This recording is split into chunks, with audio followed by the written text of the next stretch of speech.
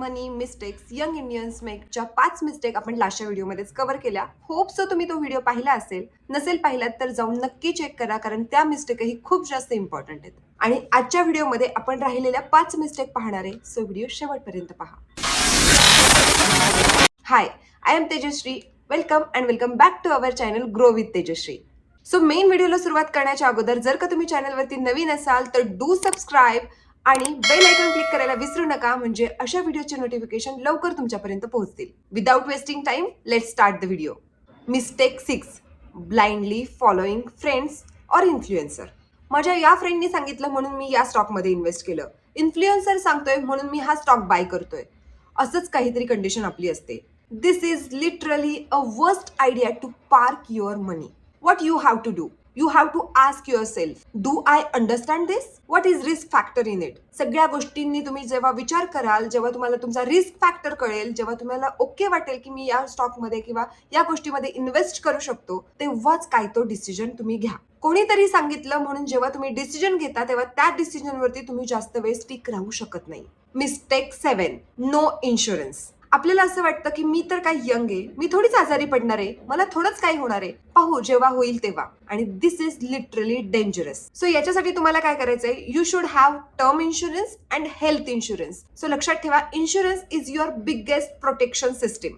एक वेळेस कुठेतरी पैसे इन्व्हेस्ट कमी केले तरीही चालेल, पण आपल्याकडे प्रत्येकाकडे इन्शुरन्स पाहिजे म्हणजेच पाहिजे. Mistake 8, not tracking your net worth. आपण आपल्या सोशल मीडियावरती टाकलेल्या फोटोजवरती, व्हिडिओजवरती लाईक किती आले, कमेंट किती आले याच्यावरती खूप वेळ स्पेंड करतो. पण जे खूप इम्पॉर्टंट आहे ते म्हणजे आपली नेटवर्थ किती आहे हे माहीत करून घेण्यात अजिबात इंटरेस्टेड नसतो, आणि हे खरंच खूप चुकीचं आहे.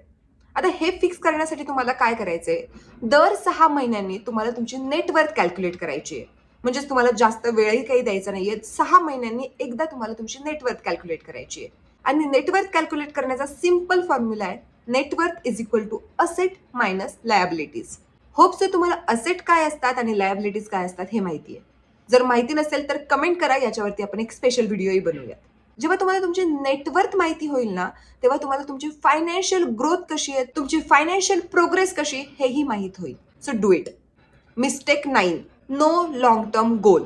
No goal is equal to random investing.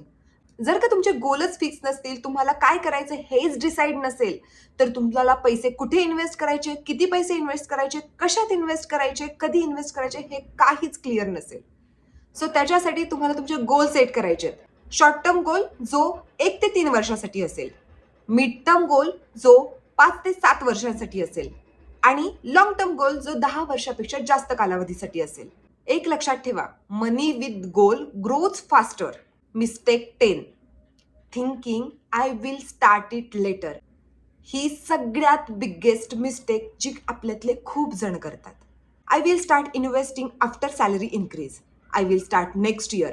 मी आज नाही उद्या ही गोष्ट करेल, आणि हे खूप चुकीचं आहे.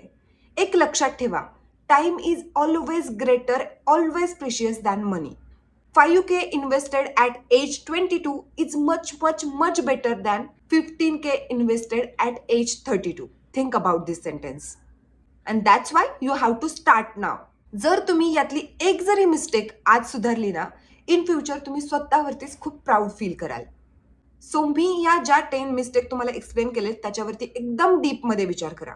आणि आपला हा व्हिडिओ जर इन्फॉर्मेटिव्ह वाटला असेल तर लाईक कमेंट करायला विसरू नका, म्हणजे असेच व्हिडिओ बनवायला मला जरा जास्त प्रोत्साहन भेटेल. आणि हो, मला कमेंटमध्ये सांगायलाही विसरू नका की यातली कोणती मिस्टेक तुम्ही सध्या करताय.